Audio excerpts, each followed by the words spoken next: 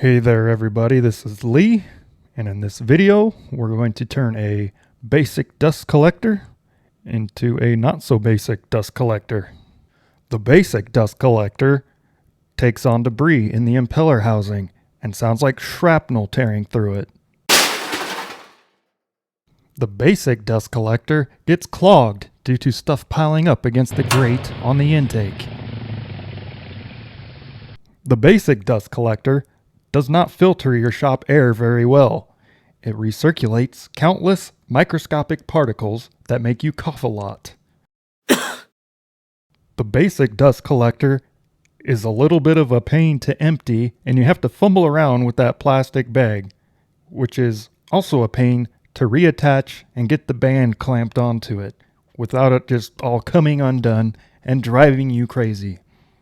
All that being said, let's take the basic dust collector all apart and turn it into this instead. With no shrapnel in the impeller housing, no clogged grates, no recirculating dust, and no fumbling with plastic bags.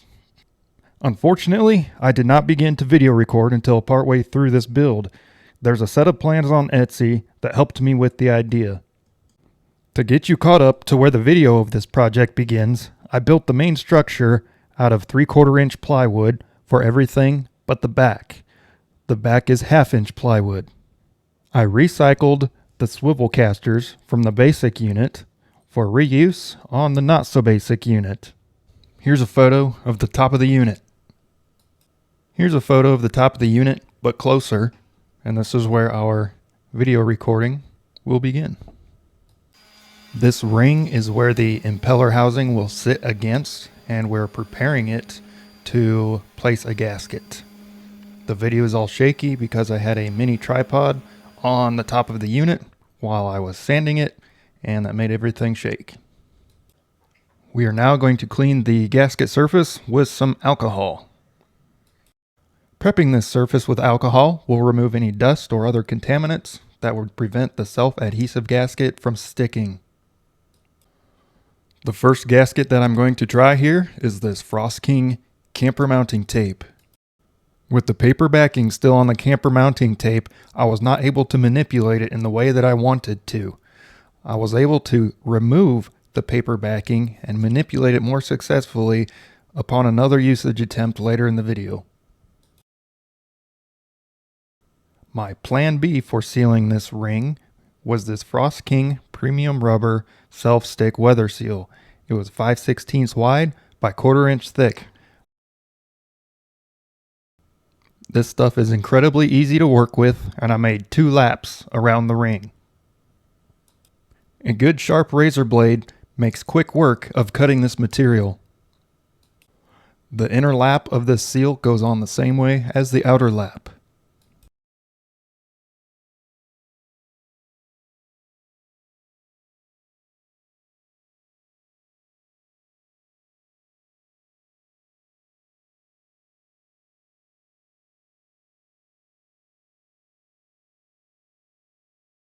I now simply place the impeller and motor assembly on top of the cabinet. I determined it would be a good idea to clean all the dust off the impeller housing before placing it against the gasket.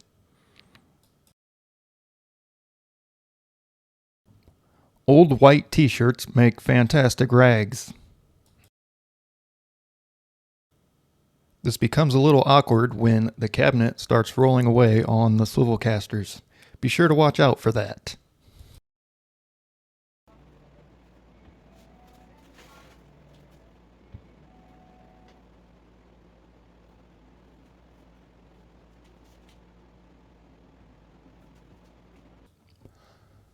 I use a steel square to line up the impeller housing into an ideal position. I use my blue pen to mark this position in case I need to reference it later. And yes, this is foreshadowing.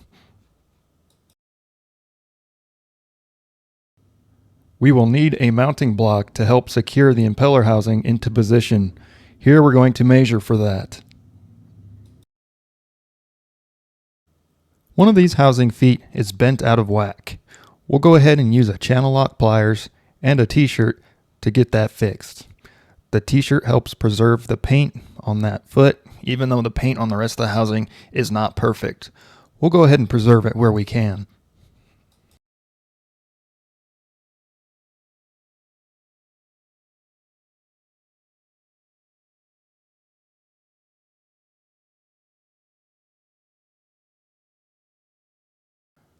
Next, we need to rearrange the shop and set up the table saw. This Harbor Freight Hercules table saw was long overdue for a new blade. I was actually getting by with a 7 1/4 inch circular saw blade. The good man over at the Project Farm YouTube channel discovered that this Makita Max Efficiency blade is a great one, so I decided I'd give it a try.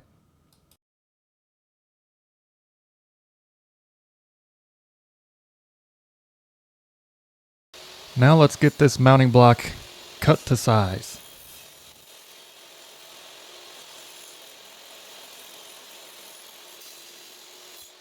So far so good with the Makita Max Efficiency blade. Here we are, cutting the mounting block to the length that we need. Next we move on to our second-hand bandsaw. It still had some of its original packaging on it. And we picked it up for right at $300. It came with its original accessories and user manual. If you want to buy this bandsaw brand new, you'll have to spend over $800 plus sales tax. I'm really happy with how we ended up on this deal. Next we'll do some sanding on this mounting block and get it ready to install.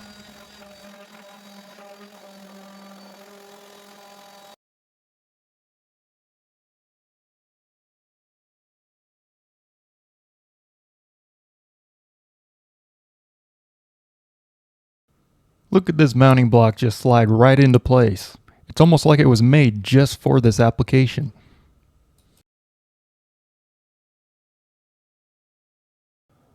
The next thing I do is clamp it firm as I prepare to put the screws to it.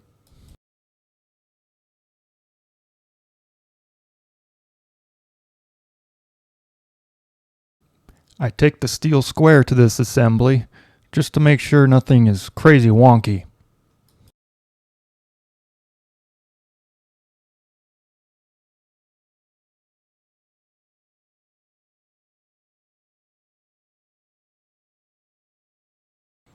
Right here, I'm pre-drilling for screws with a drill bit that has an adjustable countersink attachment. And here, I am using drywall screws, otherwise known as the duct tape of screws.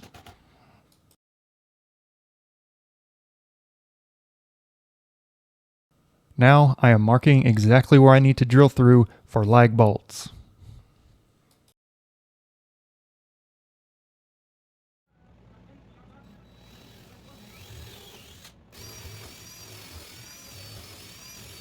Right there, did you see that housing jump just a little bit? I was barely off on that hole. Being that the lag bolts are a little bit smaller than the holes in the feet, I think that'll be pretty inconsequential. And here I am visiting the miracle drawers. It's a miracle if the exact screw you need is in there, and it's a miracle if you can find it, let alone two of them. Let's grab the sockets we need for these bolts. In this scene, if your eyes are sharp, you will notice that I went back and grabbed some slightly different bolts that were larger from the miracle drawers.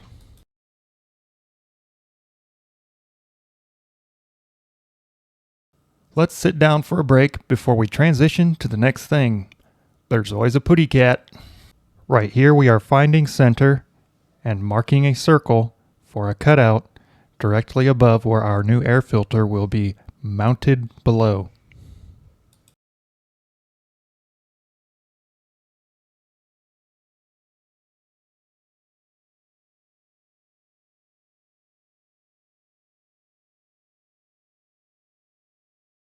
And here you'll see me using a nice dull spade bit to get a hole started for our jigsaw.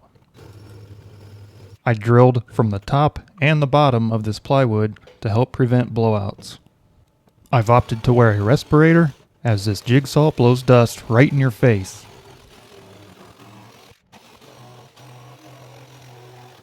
What I've got here is our Ryobi drum sander that attaches to your drill. I found this at the local Orange hardware store.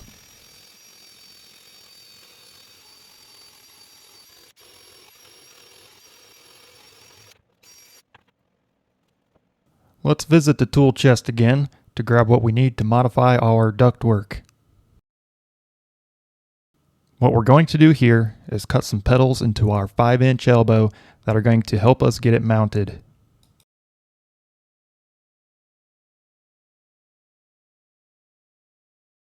I went ahead and trimmed all the corners at 45 degrees. It seems to make it easier to work with, and I like the way it looks.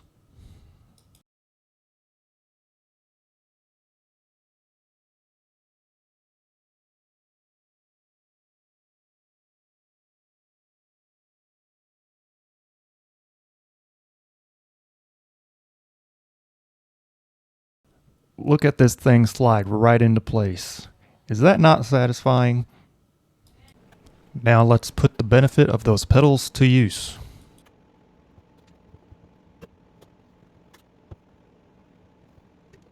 Here I go like Woody Woodpecker with a ball peen hammer, getting those corners shaped out. Now we get to use some of our 5-inch dust collector hose. Use your knife to cut the circumference of the webbing first, and then see where you need to cut the wire. This can actually save you some hassle and a little bit of hose. You can see what happened here from not following the procedure that I've now learned and recommend.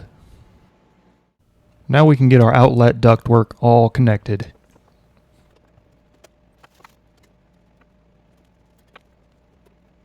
The clamps we are using here are Wood River Dust Connection 5-inch wire hose clamps. I ordered those from woodcraft.com.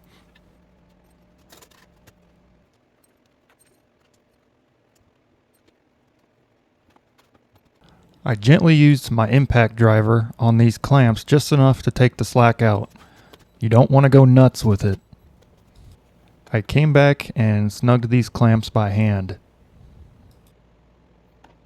Viewing our 5-inch elbow from below, you can see that I put a sheet metal screw in every other one of those pedals to secure it in place.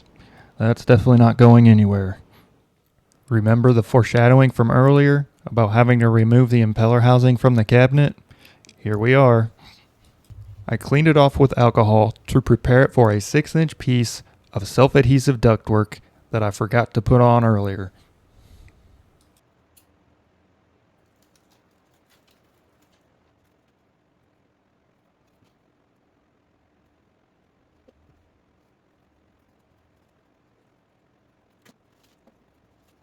I was being careful, trying not to damage the gasket on the cabinet with the sharp edges of the ductwork.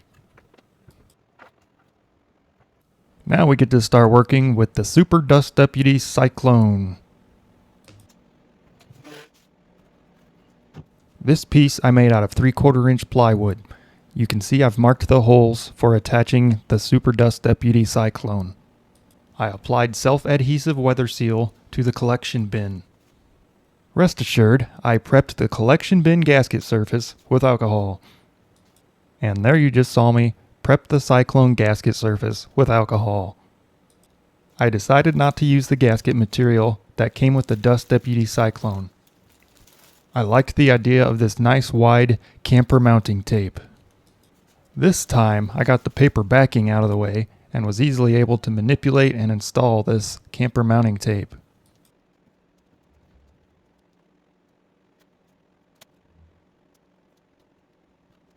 I cleaned the screw holes out with a finishing nail countersink because it seemed like a good idea.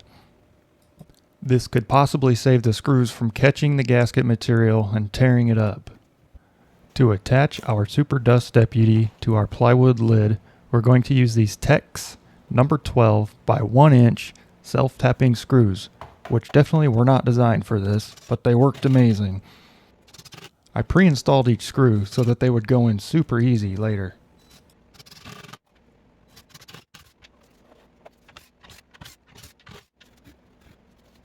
Pre-installing these screws was definitely worth it. They dropped into place and threaded right in. As always, remember not to go nuts with your impact driver. This plastic flange of the dust deputy was a little tricky. Upon receiving much of any torque from the screws, it became wavy against the gasket material. Off camera, I ended up going back and adding washers to help spread out the compression force from the screws. This helped a little with the waviness of the plastic. Now we need to measure out a 12-inch piece of 6-inch dust collector hose. Due to the accordion effect of this hose, it's a little weird determining where exactly the 12-inch mark should be for cutting. Here you see me messing up again and clipping the wire before cutting around the circumference of this hose webbing and then seeing where I need to clip the wire. Now we'll use some 6-inch wire hose clamps from woodcraft.com. Moving right along, we connect our Super Dust Deputy to our impeller housing ductwork. The next step is to modify 2 threaded 5-gallon bucket lids to help us attach our new air filter.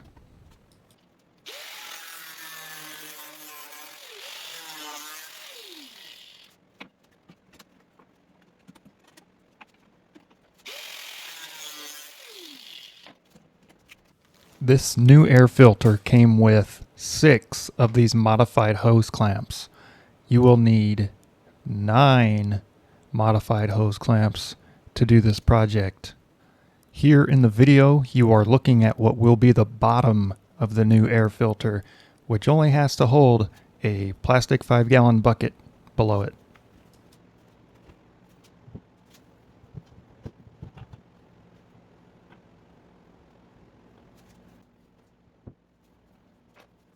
The threaded lid for the top of the air filter will need to be fastened twice as securely, as it will be bearing the full weight of the air filter. Here you can see the name and the part number of this air filter.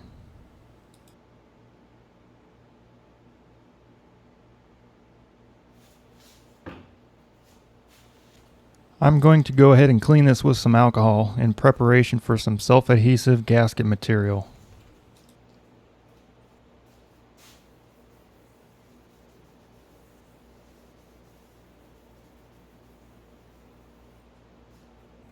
And here we go again with the camper mounting tape.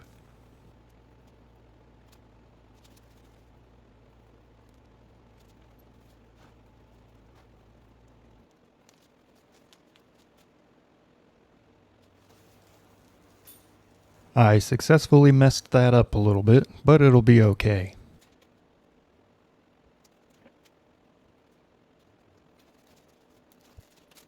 Remember that this top lid will need 6 of those modified hose clamps. I tried it with 3, but it was too wobbly with the weight of the filter hanging from it.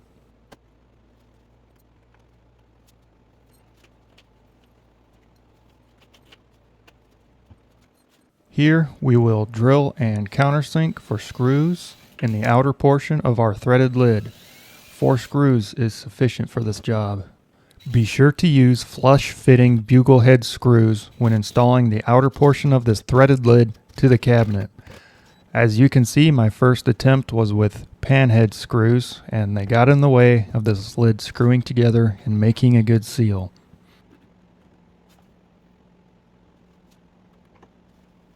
Now, we're going to recycle these spring clamps from the basic dust collector.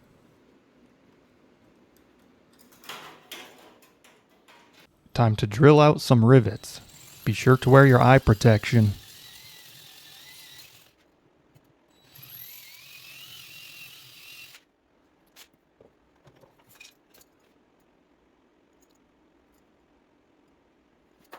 Let's use some Tap Magic cutting fluid since we've got it here handy. That stuff tested great against its competition on the Project Farm YouTube channel, so I figured I'd give it a try. So far, I've got nothing bad to say about it.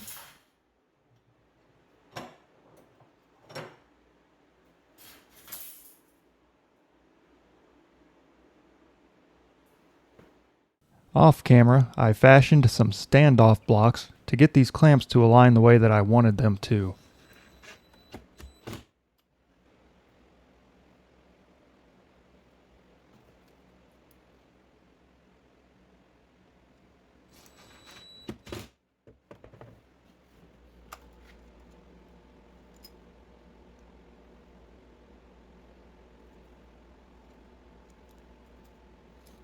I got out my trusty blue pen and marked where these clamps need to go. And of course I've got to give my trusty black Sharpie some time in the spotlight too. We'll go ahead and pre-drill some holes here.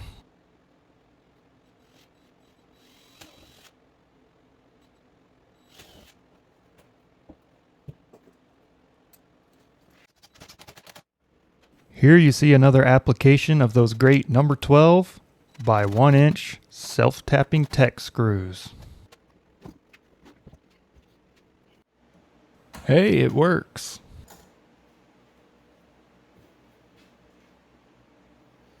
Alright, we have successfully installed a latch, one on the front, one in the back, directly opposed from one another.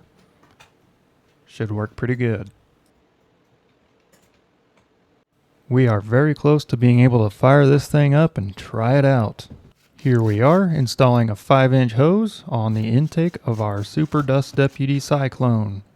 Remember to be careful with that impact driver if you're going to be using it on hose clamps. Here's another part recycled from the basic dust collector. 2 4-inch inlets wide into a 5 and a 5-inch coupler that I sourced online. Here's the impact driver on another hose clamp. Either I'm highly skilled, brave, or reckless, or maybe some combination of the three. Maiden voyage. Hey, it works. I'm definitely looking forward to trying this out with some serious dust piles. That and getting it plumbed up to my power tools.